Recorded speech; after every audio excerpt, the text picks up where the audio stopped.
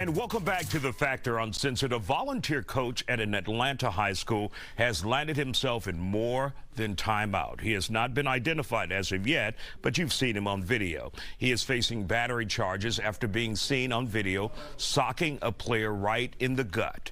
In addition to the charges, the coach has been relieved of his duties. While this was news and it was shocking to many, it came as no surprise to people in the sports world. Aggression from coaches is apparently the norm, or a norm for some. But does that justify this kind of behavior? Joining me now to talk about it, sports journalist Jim Hicks, parent Angela Vidal, and former student athlete and also sports journalist Isaiah Chance. Glad to have you here on The Factor Uncensored. So Isaiah, when you were playing, and it doesn't matter where, you know, you've played in college, in high school, have you ever seen or experienced a coach being super aggressive where you felt like they crossed the line, not just with you, but other players? No, I haven't experienced that.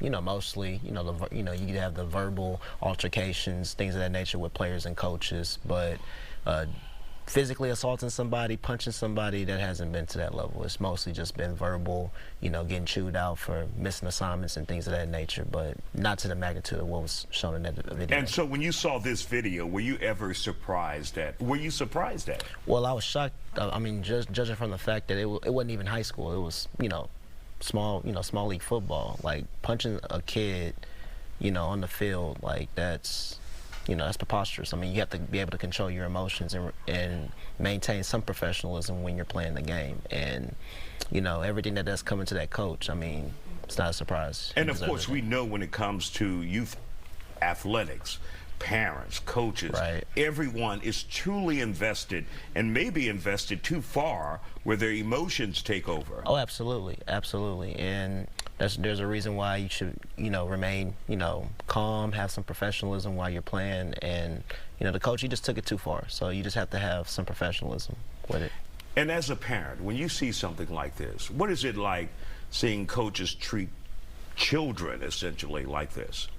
In this specific situation, it was kind of unbelievable. Like, I like to give people the benefit of the doubt, and I was looking at that video when I first saw it, and I was like, he came at him aggressively. Like, there was no, oh, he was, maybe he accidentally, like, he was, he charged at him with aggression. And so, it's just, as a parent, it's really upsetting. I definitely want to press charges or definitely take it a step further, for sure. And Jim, let's bring you into this conversation. Isaiah, as a former athlete, says this is not in his realm, in his world. Do you think this is something that we see a lot in youth sports, in sports in general? Well, more so in football.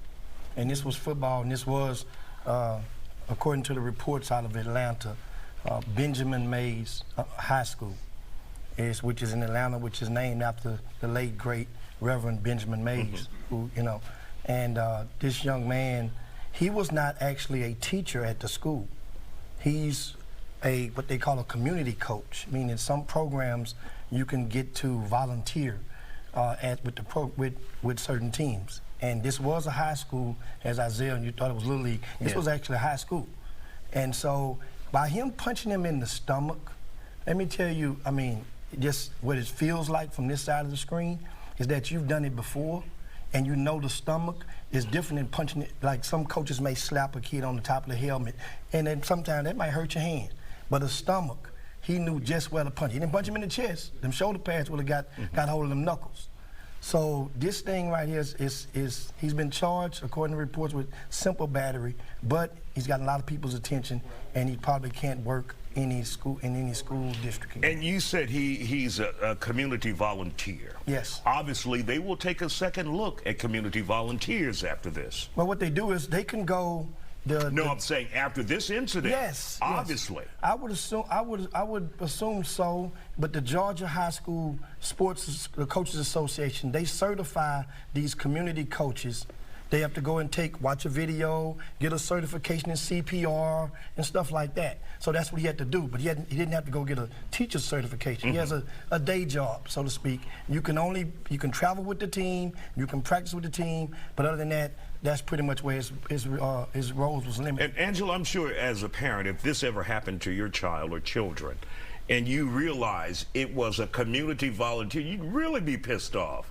Like, what the hell is this person doing putting hands on my child? And they don't even work for the school district. Yeah, absolutely. You know, I think that what this definitely points out, and some of the stuff that's going on in the school points out, is that sometimes instead of maybe being so worried about like degrees or certifications, we really need to start taking into consideration the emotional health of some of the people that are around our children. Like, those need to be primary questions.